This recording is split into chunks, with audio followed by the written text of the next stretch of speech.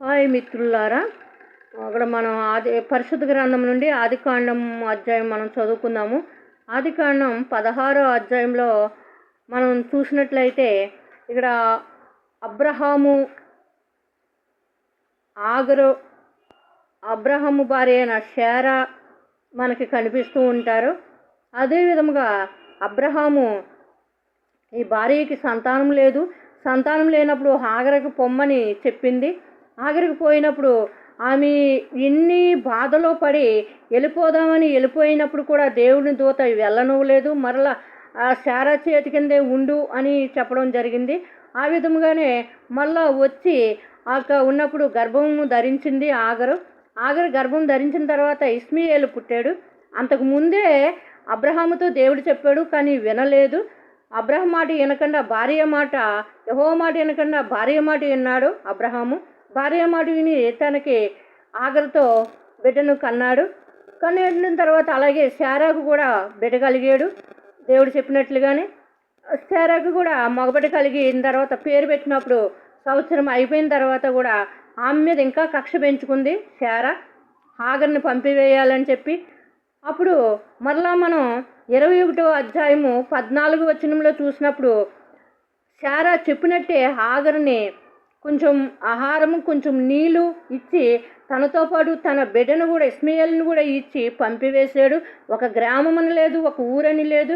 పాపము ఒక ప్రజలు లేని సమయంలో, ప్రజలు లేని ప్రాంతమునకు, ఒక అడవి ప్రాంతమునకు ఆవిడ వెళ్ళిపోయిన తర్వాత మరలా వారికి ఇష్మాయేలుకి వివాహం కూడా చేసింది. వివాహం చేసిన తర్వాత ఆమెకి కొంతమంది బిడ్డలు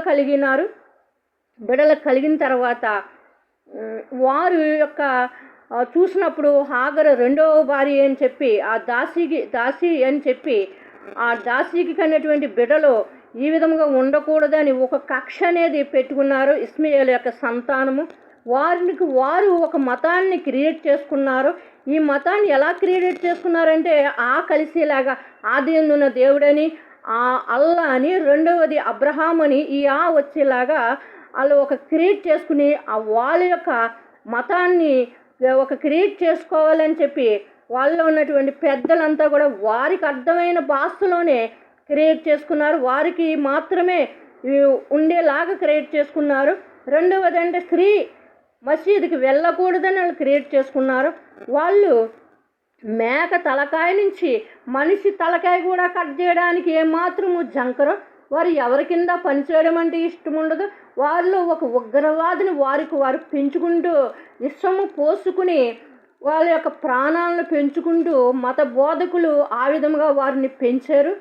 కానీ ఇక్కడ ఇష్మాయేలు యొక్క సంతానముకి దేవుడు ఏం చెప్పాడంటే విస్తరిస్తారు, బలపరుస్తానని చెప్పాడు. కానీ దేవుని యొక్క నిబంధన మాత్రం ఏమాత్రం కూడా స్థాపించకుండా ఈ యొక్క ఇస్సాకు వలన కలిగినది మాత్రమే నీ వలన ఈ యొక్క లేఖనములు స్థిరపరచెదను అని మరి చెప్పి ఉన్నాడు. అయితే ఈ యొక్క ఇష్మాయేలు యొక్క సంతానము వల్ల ఇప్పుడు ఎప్పుడు కూడా వాగ్దానములు అనేది నెరవేర్చబడదు, లేఖనములు అనేది నెరవేర్చబడలేదు. పరిశుద్ధ గ్రంథం నుండి అయితే ఇస్సాకు వలన మాత్రమే నెరవేర్చబడతాయి. క్రైస్తవులు మాత్రమే పరిశుద్ధ గ్రంథాన్ని వివరించడానికైనా దాన్ని స్థిరపరచడానికైనా అది క్రైస్తవులు మాత్రమే తగును. అదేవిధంగా వీళ్ళు యొక్క ప్రజలేమీ తక్కువేం కాదు. ఇష్మాయేలు యొక్క సంతానము కూడా ఎక్కువే. కానీ ఇష్మాయేలు చేసినటువంటి అక్కడ ఎక్కడైతే నీటి బొగ్గు వచ్చిందో, ఎక్కడైతే నీరు పట్టిందో, ఇలాంటి కొన్ని ప్లేసులు వాళ్ళు సాధనం చేసుకుని ఆ యొక్క ప్లేసుల్లోనే దేవుడు ఉన్నాడు అని వారు పూజలు చేస్తున్నారు.